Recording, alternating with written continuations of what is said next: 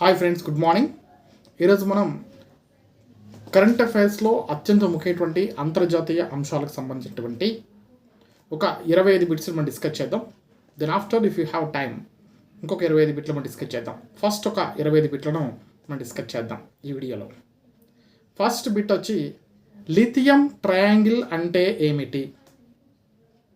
దీనికి గుర్తుపెట్టుకోవడానికి ఈజీ ఏంటంటే ఏబిసి. ఏ అంటే అర్జెంటీనా, బి అంటే బొలీవియా, సి అంటే చీలీ. ఏబిసి. నెక్స్ట్ రెండో బిట్ వచ్చి COP28 సదస్సు, ఇది దుబాయ్లో జరిగింది. ఈ సమ్మిట్లో తీసుకున్నటువంటి నిర్ణయాలు ఏమిటి?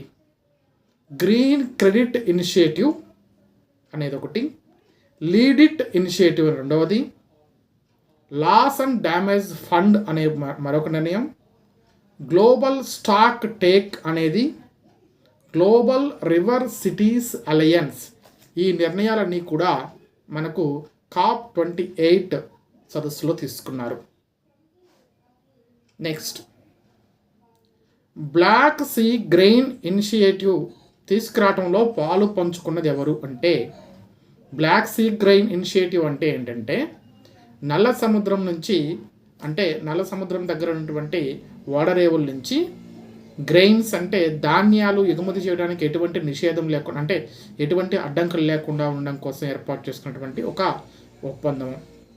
దీంట్లో పాలు పంచుకున్నారంటే, ఎందుకంటే ఇది ఉక్రెయిన్కి రష్యాకి యుద్ధం జరుగుతున్న నేపథ్యంలో ఈ ఒప్పందం చేసుకోవాల్సి వచ్చింది. ఏంటంటే రష్యా, టర్కీ, ఉక్రెయిన్, యుఎన్ఓ. అయితే మనకు రష్యా ఉంది కదా, ఉక్రెయిన్ లేదని డౌట్ వస్తుంది. లేదు, గుర్తుపెట్టుకోండి. Russia, Ukraine, next Turkey, UNO. Okay, right.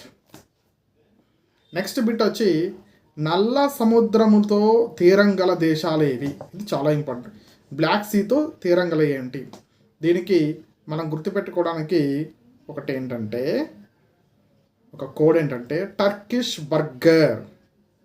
దాంట్లో టీ అంటే టర్కీ, బి అంటే బల్గేరియా, యు అంటే ఉక్రెయిన్, ఆర్ అంటే రొమేనియా, జిఈ అంటే జార్జియా, ఆర్ అంటే రష్యా. టర్కిష్ బర్గర్ అనేది గుర్తుపెట్టుకుంటే మనకి ఇవి గుర్తుంటాయి. నెక్స్ట్ వాగ్నర్ గ్రూప్ అంటే ఏమిటి? ఇది రష్యాకు సంబంధించింది. వాగ్నర్ గ్రూప్ అంటే ఏమిటంటే, ఇది రష్యాకు చెందినటువంటి ప్రైవేటు మిలిటరీ గ్రూప్. ఇది దీంట్లో చాలామంది, దాదాపు సగం మంది మాజీ ఖైదీలు.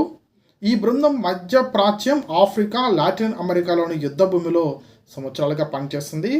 రష్యా ఉక్రెయిన్ యుద్ధ సమయంలో కూడా ఇది కీలక పాత్ర పోషించింది. ఇది రష్యాకు చెందినటువంటి ప్రైవేట్ మిలిటరీ అన్నమాట వాగ్నర్ గ్రూప్ అంటే. నెక్స్ట్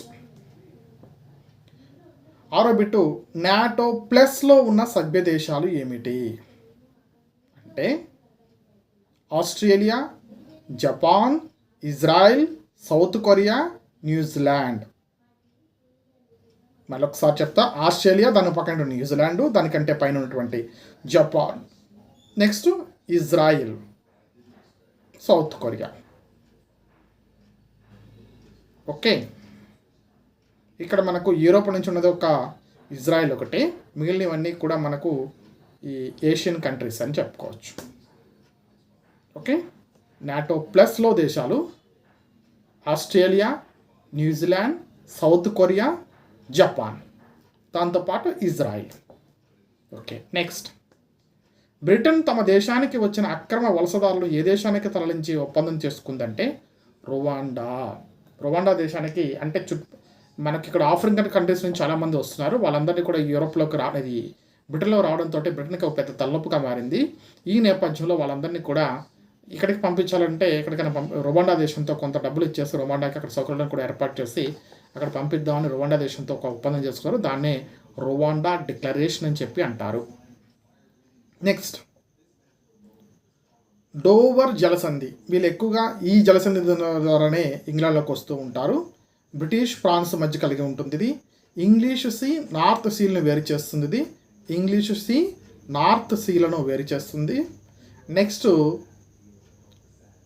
అక్రమ వలసదారులు ఈ జలసంధి గుండా బ్రిటన్కి ఎక్కువగా వలస వస్తుంటారు. అందుకోసం డోవర్ జలసంధి చాలా important. Next bit, India middle east Europe economic corridor. India నుంచి మిడిల్ ఈస్ట్ మీదుగా యూరోప్కి ఒక రూట్, అదేంటంటే సముద్ర మార్గం కొంత ఉంటుంది, తర్వాత భూమార్గం కూడా, రోడ్డు మార్గం కూడా ఉంటుంది, రెండు కలిపి ఉంటుంది. ఈ నిర్ణయాన్ని ఎక్కడ తీసుకున్నారంటే G20 సదస్సు సందర్భంగా కారిడార్ ఒప్పందం జరిగింది. ఇది రైల్వే నౌకాయాన అనుసంధానం ద్వారా ఇండియా, యూరప్, మిడిల్ ఈస్ట్ల గుండా ఆర్థిక అనుసంధానం ఏర్పాటు చేస్తుంది. అంటే ఇది సుయాజ్ కెనాల్ రూట్కి ఆల్టర్నేటివ్ రూట్ అనమాట.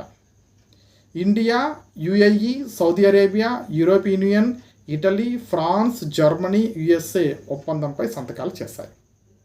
ఒప్పందంపై సంతకాలు చేయకుండానే ఇజ్రాయెల్, జోర్డాన్ ఈ కారిడార్లో భాగంగా ఉన్నాయి. ఇజ్రాయెల్, జోర్డాన్ ఒప్పందం మీద సంతకాలు చేయలేదు, ఎందుకు చేయలేదు కానీ, but they are in part of in this corridor. Next, international criminal court Rome statute ద్వారా ఏర్పడింది. ఇది ఇండియా దీనిలో సభ్యదేశం కాదు. ఇంటర్నేషనల్ క్రిమినల్ కోర్టులో ఇండియా సభ్యదేశం కాదు. ఇది ఐక్యరాజ్య సమితిలో కూడా అంతర్భాగం కాదు. ఇంటర్నేషనల్ అయినంత మాత్రం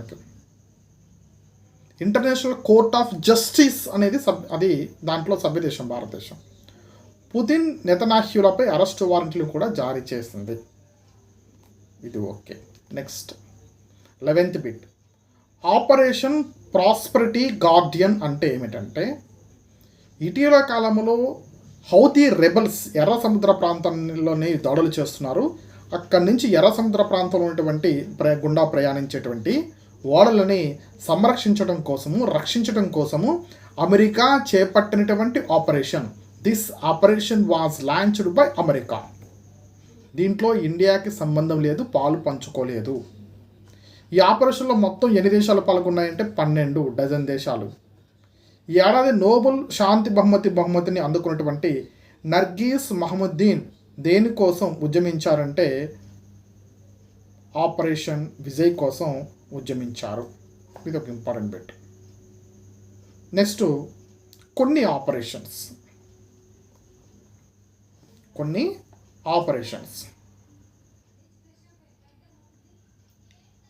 భారత్ ఆపరేషన్ కుష. భారత్ దాడులు చేస్తున్నటువంటి ఆపరేషన్ పేరు ఏంటంటే భారత్ ది ఆపరేషన్ కుష, శత్రు దేశాలపై. ఇజ్రాయిల్ ఆపరేషన్ ఐరన్ డోమ్, పాలస్తీనా ఆపరేషన్ ఐరన్ స్వాడ్.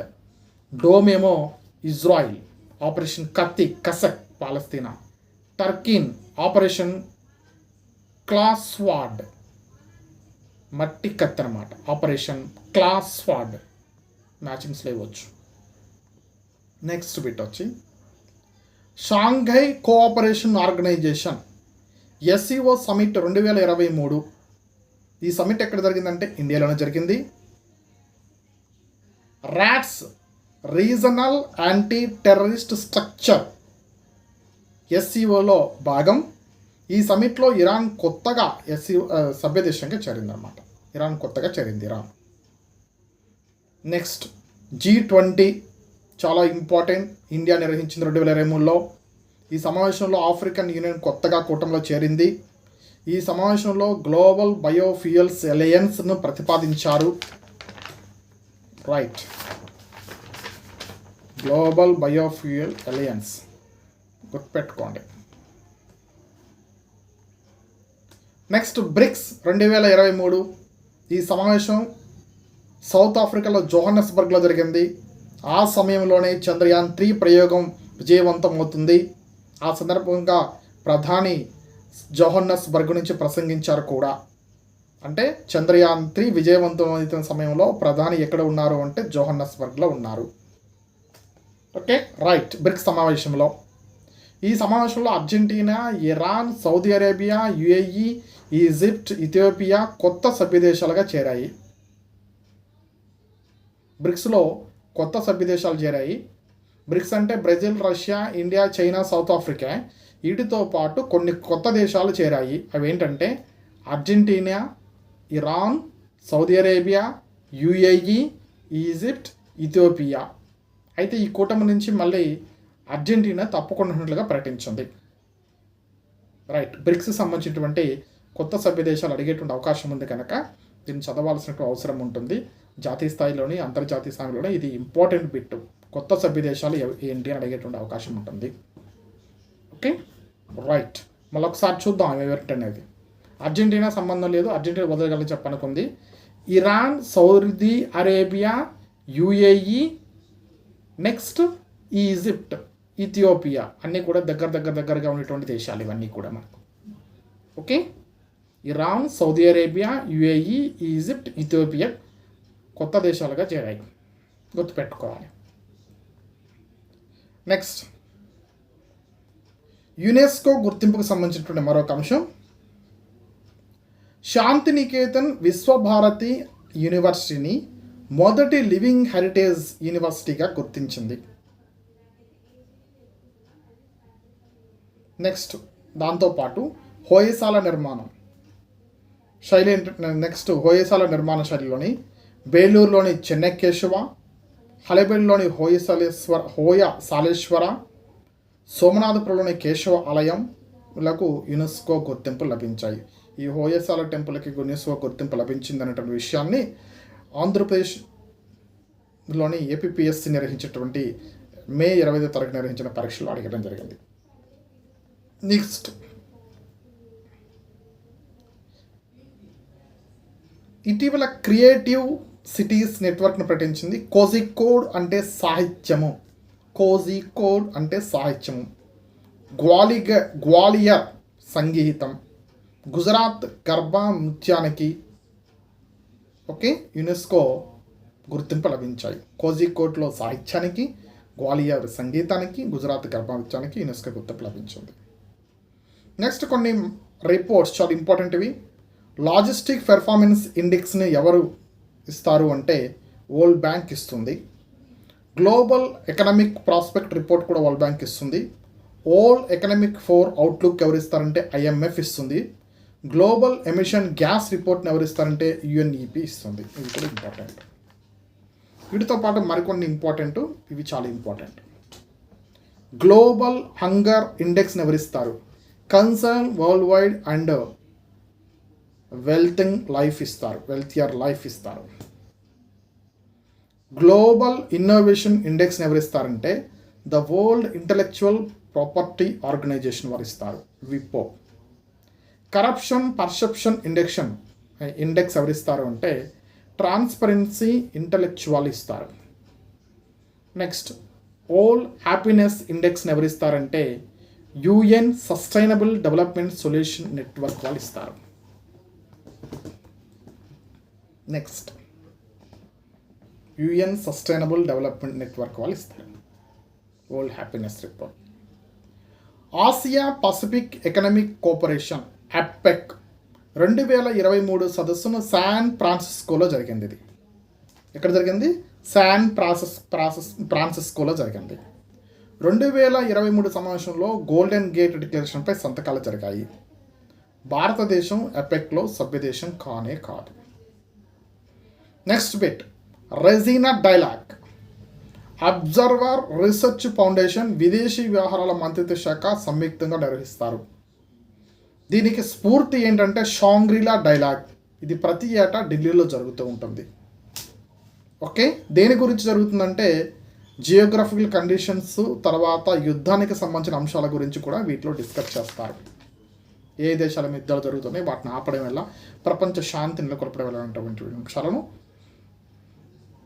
చర్చించడం జరుగుతుంది. నెక్స్ట్, కొన్ని దీవులు. ఫాక్లాండ్ దీవులు అర్జెంటీనా బ్రిటన్ మధ్య ఉన్నాయి. ఫాక్లాండ్ దీవులు ఉన్నాయి. సాకోత్రా దీవులు యెమెన్ సోమాలియా దీవుల దగ్గరలో ఉన్నాయి. కురిల్ దీవులు రష్యా జపాన్ మధ్యలో ఉన్నాయి. కచ్చతీవు దీవులు భారత్ శ్రీలంక. ఓకే, మళ్ళీ ఒకసారి వీటిని చదువుతాను. Falkland Argentina Britain, Socotra Yemen Somalia, Kuril Russia Japan, కచ్చతీవులు భారత్ శ్రీలంక. మరొక important bit, Kaladan multi modal transit project ఏ దేశంలో ఉంది అంటే మయన్మార్లో ఉంది. నెక్స్ట్ ఈరోజు డిస్కస్ చేసే బిట్లో చివరి బిట్ 25వ బిట్. BELEM బెలెం డిక్లరేషన్ దేనికి సంబంధించింది? అమెజాన్ బేషన్లో ఉన్నటువంటి అడవులను సంరక్షించడానికి సంబంధించినటువంటి డిక్లరేషన్. ఓకే ఫ్రెండ్స్, ఇవి ఈ రోజుకి సంబంధించినటువంటి 25 బిట్స్. మళ్ళీ మరొక 25 బిట్స్ని వీలైతే ఈరోజే వీడియో చేసేటువంటి ప్రయత్నం చేస్తాం. Thank you. Yours Prasad Bharati.